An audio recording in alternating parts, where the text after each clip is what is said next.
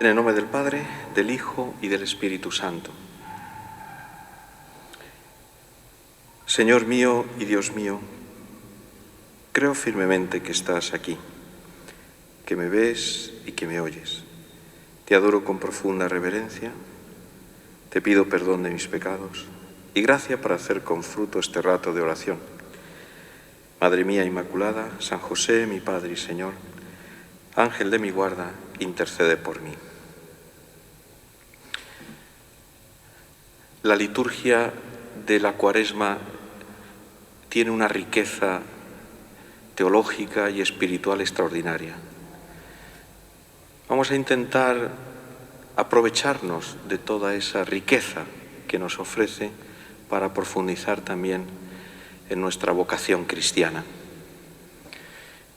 En estas meditaciones de los viernes vamos a seguir las grandes etapas de la salvación, de la historia de la salvación, de manera especial las grandes alianzas de Dios con el pueblo de Israel, que son como el trasfondo de toda la Pascua del Señor y que nos puede iluminar sobre nuestra propia vida cristiana, porque los cristianos somos los que hemos recibido la Pascua en nuestro bautismo y después también, de una manera especial, el matrimonio como el sacramento de la alianza. Dios quiere llevar a los hombres a una comunión de vida con Él. Esta es la idea fundamental que está detrás del concepto de alianza. El concepto de alianza es fundamental en la Biblia. La Sagrada Escritura, la revelación de Dios, se entiende desde esta clave fundamental de la alianza. Dios ha querido hacer una alianza con su pueblo. Es más, para poder hacer una alianza, Dios ha creado al hombre y ha creado el universo, para poder hacer partícipe de su vida y de su amor a ese hombre que ha creado, a esa humanidad y a ese mundo que ha salido de las manos amorosas de Dios. Por eso, para poder entender todo lo que significa la historia de la salvación, el concepto de alianza es el que nos introduce de una manera más inmediata y al mismo tiempo el que ilumina mejor lo que es nuestra propia vida cristiana. Todo lo que significa el ser bautizado, todo lo que significa la realidad de Cristo en nuestra vida, la relación de cada uno de nosotros con Cristo, todo lo que significa el misterio y el sentido de la Iglesia, todo lo que significan los sacramentos, se iluminan, tiene sentido gracias al concepto de alianza. Es Dios el que tiene la iniciativa. Él es el autor de la alianza. Porque no se trata de un pacto, de una alianza entre iguales. Dios se inclina a la realidad del hombre y quiere elevar al hombre a la altura de Dios para que entonces sea capaz de establecer una alianza con Él.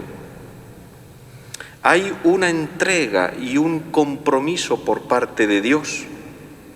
Es decir, Dios se compromete con el hombre y con su pueblo. Se obliga.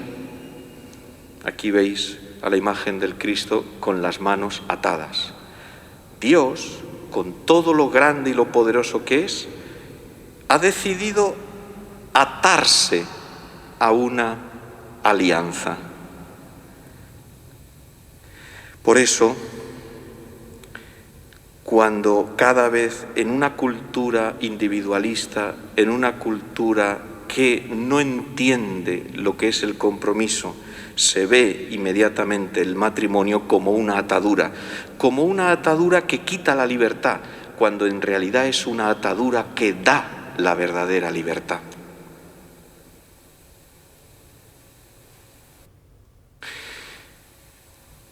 Se cuenta de Ulises que después de estar muchos años fuera de su hogar, mientras su esposa Penélope lo esperaba en el hogar familiar, inició el viaje de regreso. Y cuando estaban navegando por unas aguas peligrosas, atravesaron una zona que eran conocidas porque allí había, en esa zona, en esas aguas, unas criaturas misteriosas que eran las sirenas, que con el canto embelesaban y atormentaban al mismo tiempo y quitaban el sentido a los marineros, atrayéndoles hacia unas aguas de muerte, donde se hundían.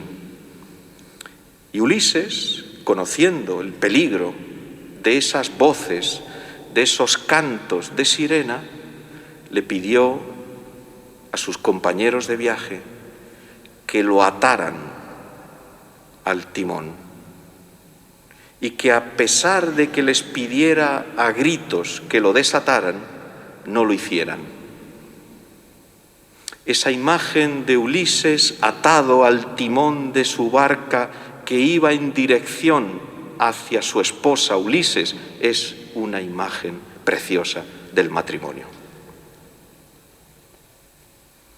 Bendita atadura. Es lo que Dios hace entonces en la alianza.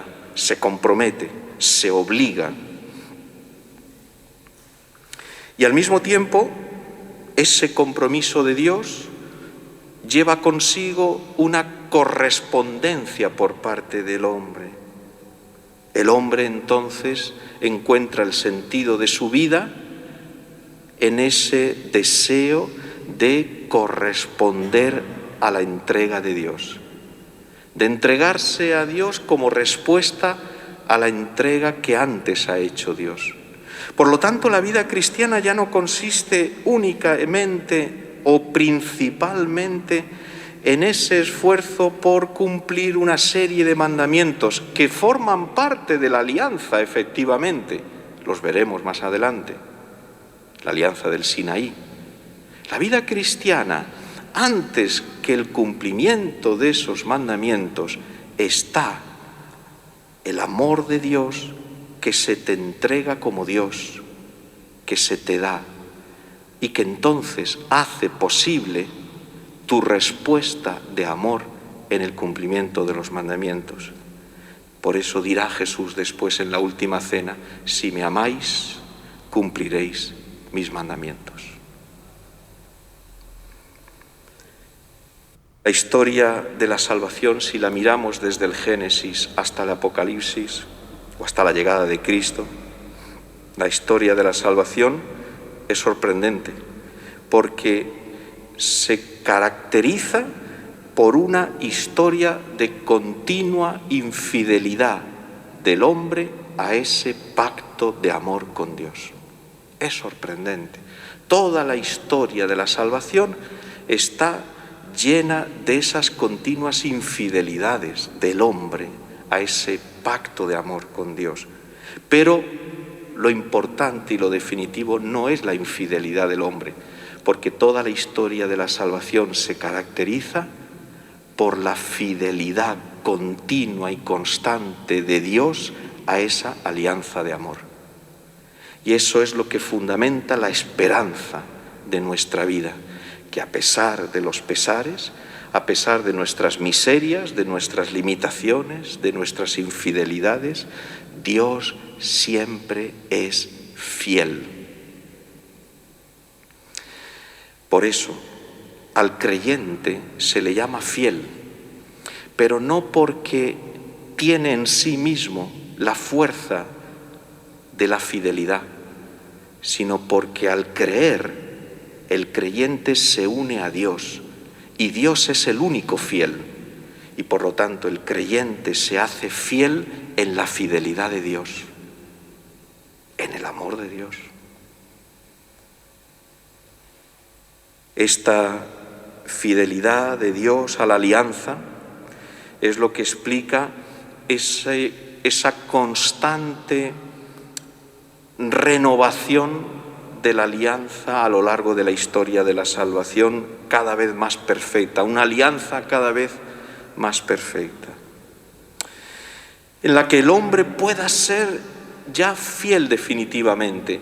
No solamente se trata de una alianza perfecta en el sentido de que lo que Dios nos manda cada vez es más alto, más exigente, más grande, sino que la alianza cada vez va transformando al hombre para que pueda ser fiel a ese pacto de amor.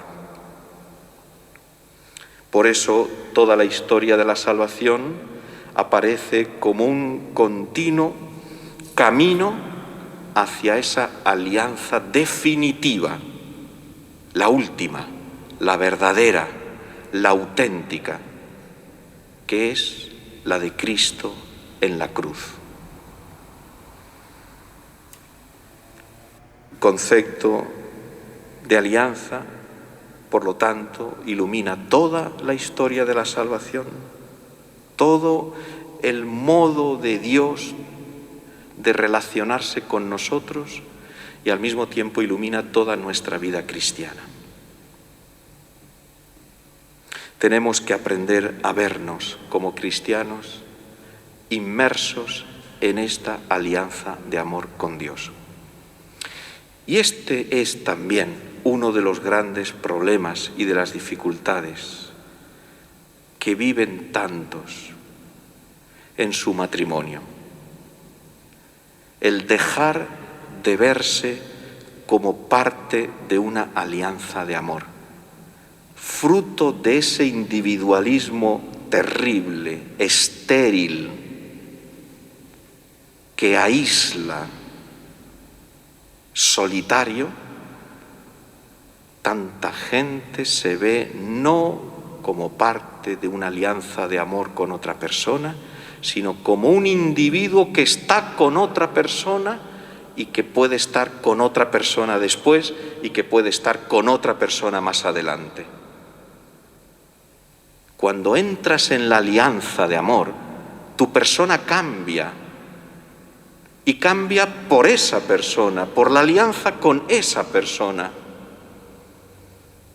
De tal manera que a partir de ese momento ya no eres tú solo, tú mismo, como un individuo aislado, como un individuo que convive con otra persona, que pasa el tiempo con otra persona, sino que es alguien que ha sido transformado por esa alianza y entonces empieza a aprender a ver su vida como un nosotros y ya no más como un yo.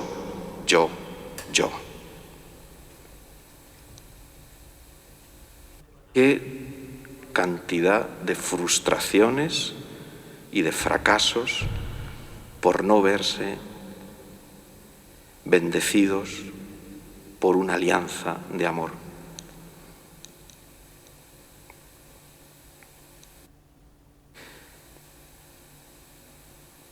El domingo, el primer domingo de Cuaresma, la primera lectura nos presenta la alianza de Dios con Noé.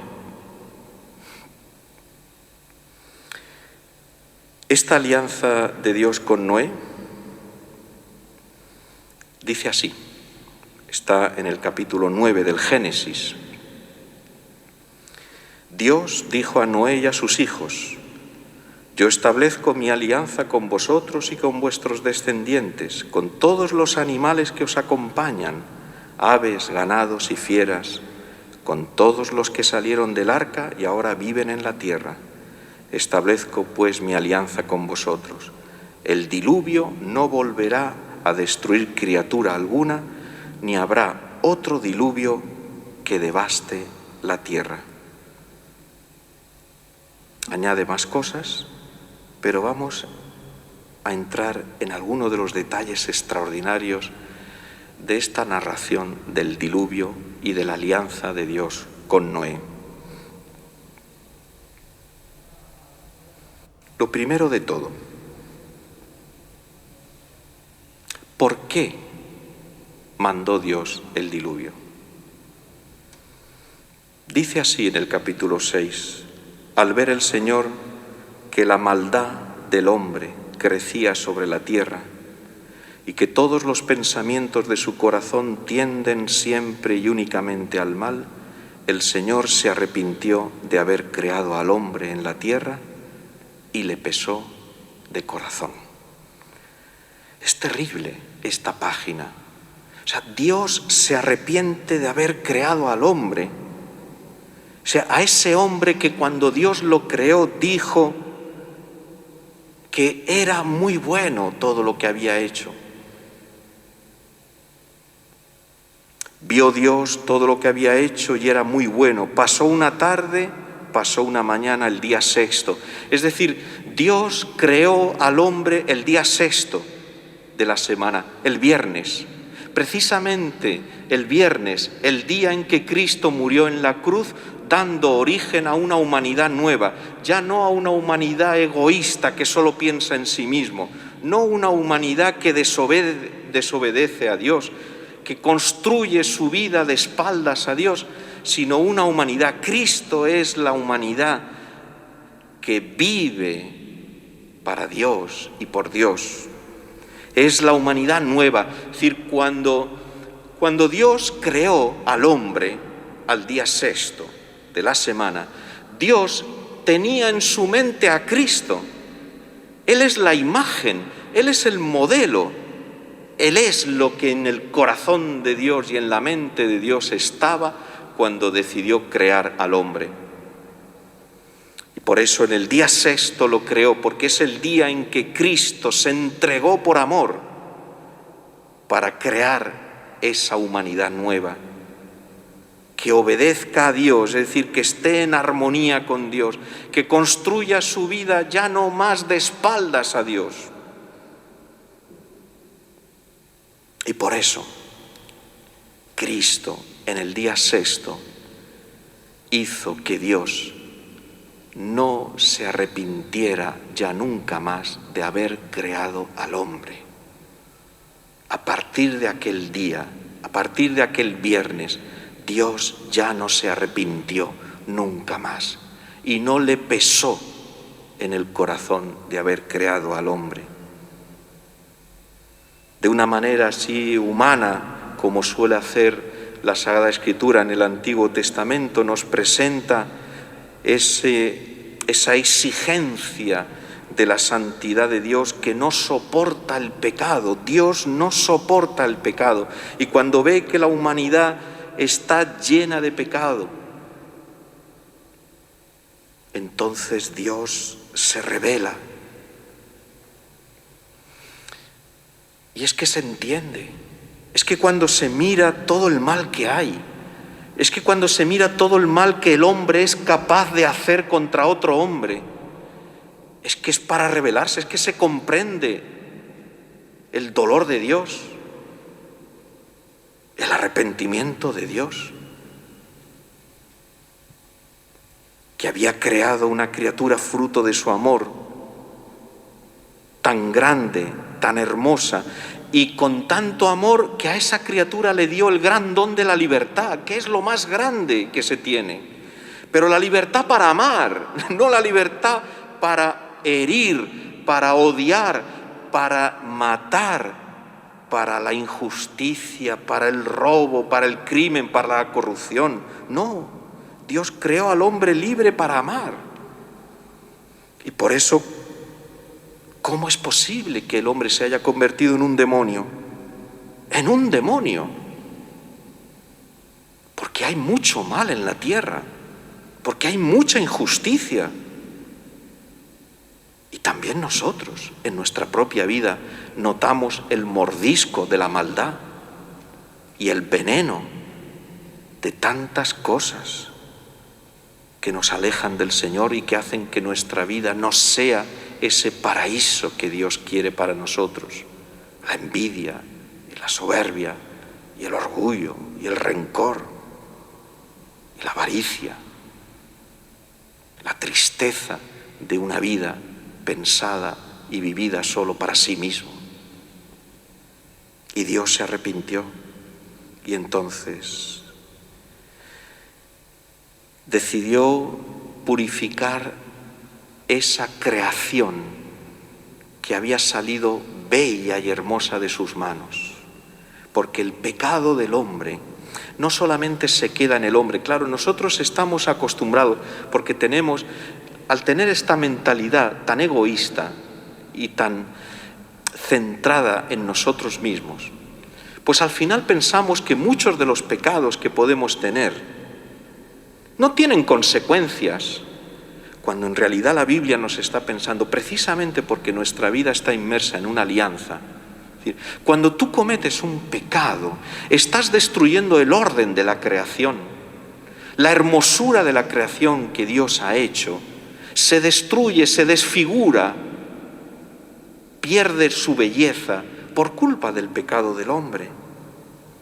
Porque Dios ha puesto al hombre en lo más alto de la creación, en la cumbre, de tal manera que todas las criaturas, todo lo que es la creación, tiene una vocación de dar gloria a Dios.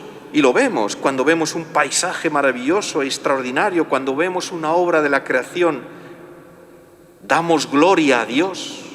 Ese es el sentido de la creación. Y en cambio, el pecado del hombre, el hombre que tenía que ser la primera criatura, el que más gloria dé a Dios y el que ayude a que el resto de la creación dé gloria a Dios, por ejemplo, con un trabajo. El trabajo es lo que Dios le dio al hombre en la creación. Es fundamental. El trabajo no es el hacer cosas. El trabajo es hacer que la creación entera dé gloria a Dios. Entonces, si es un trabajo indigno, si es un trabajo injusto, si es un trabajo corrupto, si es un trabajo que además directamente está ofendiendo a la creación, si es un trabajo mal hecho, hasta esos detalles, no da gloria a Dios. Una chapuza de trabajo, una cosa mal hecha. Por eso Dios le agradaba a Abel, porque Abel le ofrecía lo mejor de sus ganados, mientras que Caín le ofrecía lo peor. Es el no vivir según la vocación de Dios, para dar gloria a Dios con tu trabajo. Y por eso, la cosa terrible que aparece en la Biblia, en el relato del diluvio, es que Dios decide purificar toda la creación, no solo al hombre, que es el que comete la maldad, sino también a todos los animales, a toda la creación. La pone a prueba, la somete a esa prueba de purificación que es el diluvio. Sin embargo, hay un principio de esperanza, un anuncio de salvación, y es que Noé obtuvo el favor de Dios. Y esto es grande, porque a pesar de que Dios se arrepintió de haber creado al hombre y lo amenazó con exterminarlo, Dios nunca aniquila la obra de la creación. Dios es fiel a esa primera alianza que fue la de la creación, no la de Noé. La primera alianza de Dios fue la creación, y Dios es fiel. Sí, la va a purificar, ciertamente, y una purificación realmente exigente y radical, pero Dios nunca reniega de su creación. Y esto es una fuente de esperanza. En el fondo, siempre Dios nos quiere y nos ama. En el capítulo 6 también se cuenta la construcción del arca. Y esto es extraordinario. Dice así, si puedo leerlo porque ya estoy muy mayor y ya no leo bien. Yo voy a enviar el diluvio a la tierra para exterminar toda criatura viviente bajo el cielo. Todo cuanto existe en la tierra perecerá. Pero yo estableceré mi alianza contigo, le dice a Noé, y entrarás en el arca con tu mujer, tus hijos y sus mujeres. Meterás también en el arca una pareja de cada criatura viviente, macho y hembra, para que conserve la vida contigo. Es bueno esto, es importante. Los animales son asociados al hombre, tanto en la pena como en la salvación. Y Dios decide también salvar a los animales, diciéndole a Noé que respete, que salve una pareja de cada una de las especies. Así ya de alguna manera se vislumbra lo que el apóstol San Pablo dirá en la carta a los romanos. La creación fue sometida a la frustración no por su voluntad, sino por aquel que la sometió, Adán y Eva, con la esperanza de que la creación misma sería liberada de la esclavitud de la corrupción para entrar en la gloriosa libertad de los hijos de Dios.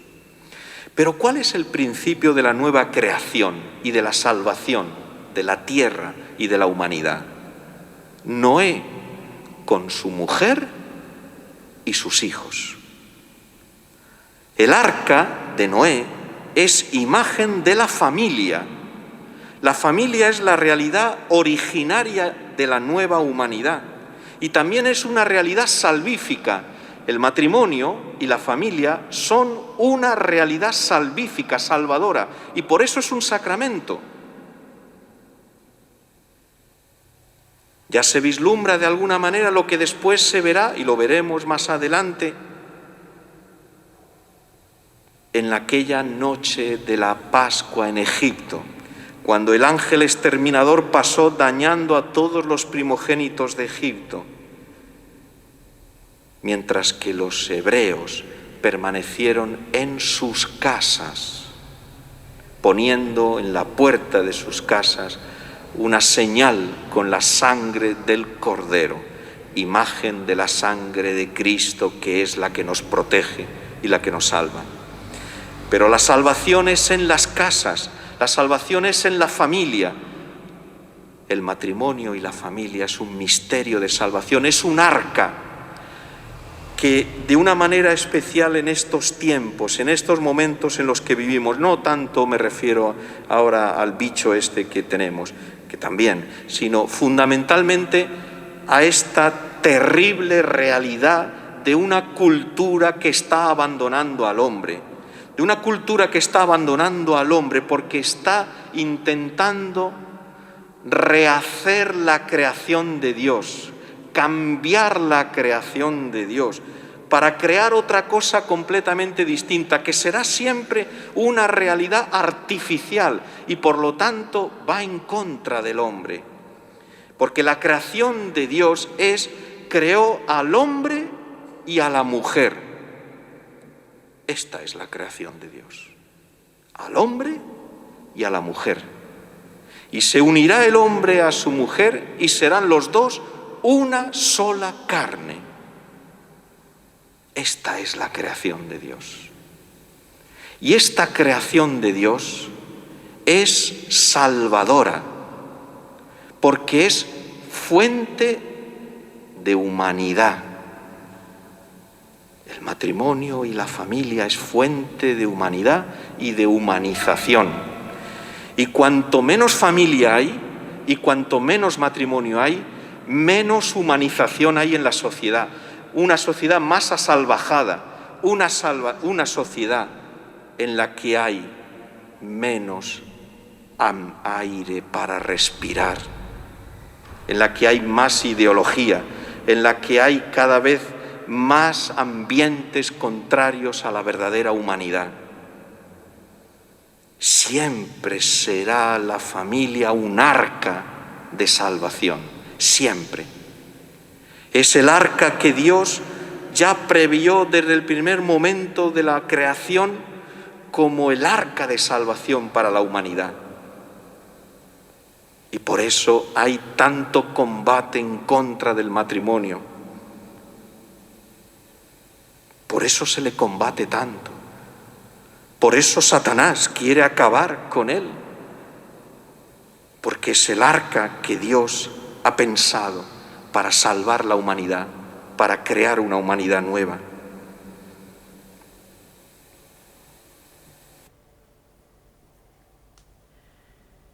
Ya me he pasado.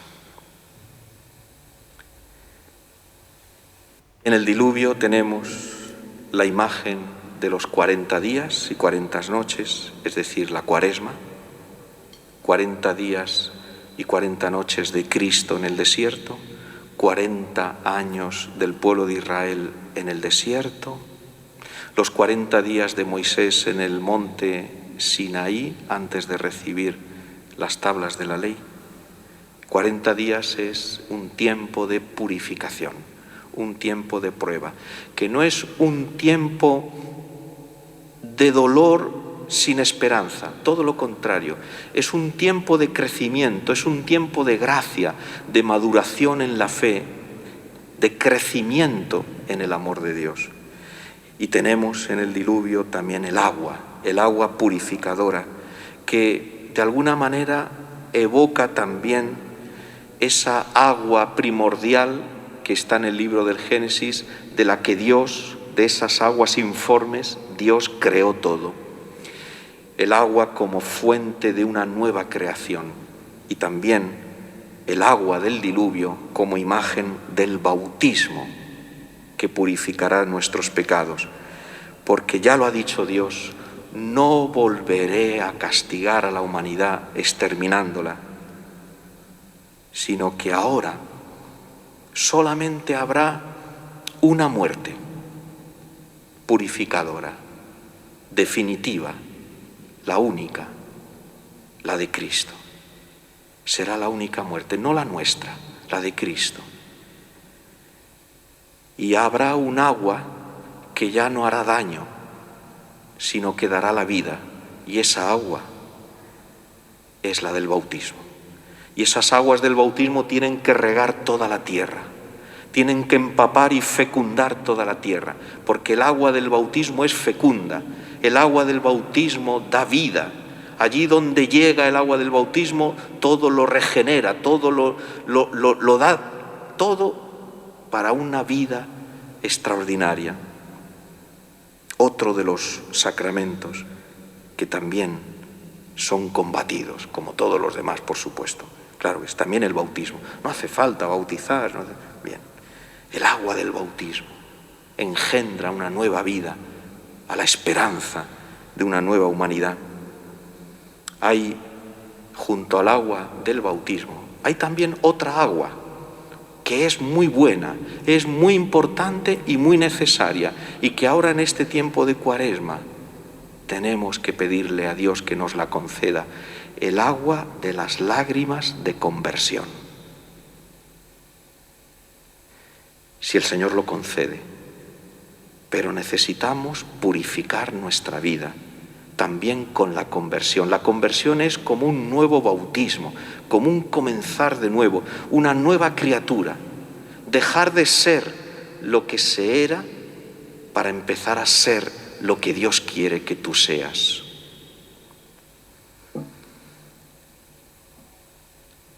Yo establezco mi alianza con vosotros y con vuestros descendientes. El diluvio no volverá a destruir criatura alguna, ni habrá otro diluvio que devaste la tierra, dice Dios. Por eso al comienzo de esta Cuaresma, tantas cosas que me parece que han salido aquí, pero creo que hay una por encima de todo. Creo que es importante, junto a muchas otras cosas que el Señor nos pueda sugerir en nuestra oración personal al comienzo de la Cuaresma, creo que es importante también ese esfuerzo para vivir con toda la entrega del corazón, con todo el amor en el matrimonio y en la familia. Hacer que nuestras casas sean verdaderamente hogares llenos de luz, llenos de amor y llenos de paz. Pedir perdón al Señor por tantas ocasiones, palabras, gestos, olvidos, descuidos, desatenciones que hemos tenido en nuestras casas, con los más cercanos, con los que viven con nosotros, con los que nos quieren bien. Por tantas ocasiones en las que podíamos haber amado más, haber perdonado más, habernos entregado más, para empezar a iluminar este mundo con la hermosura y la belleza del matrimonio. Gloria al Padre y al Hijo y al Espíritu Santo, como era en el principio, ahora y siempre, por los siglos de los siglos. Amén. Y nos vamos porque si no viene el toque de queda.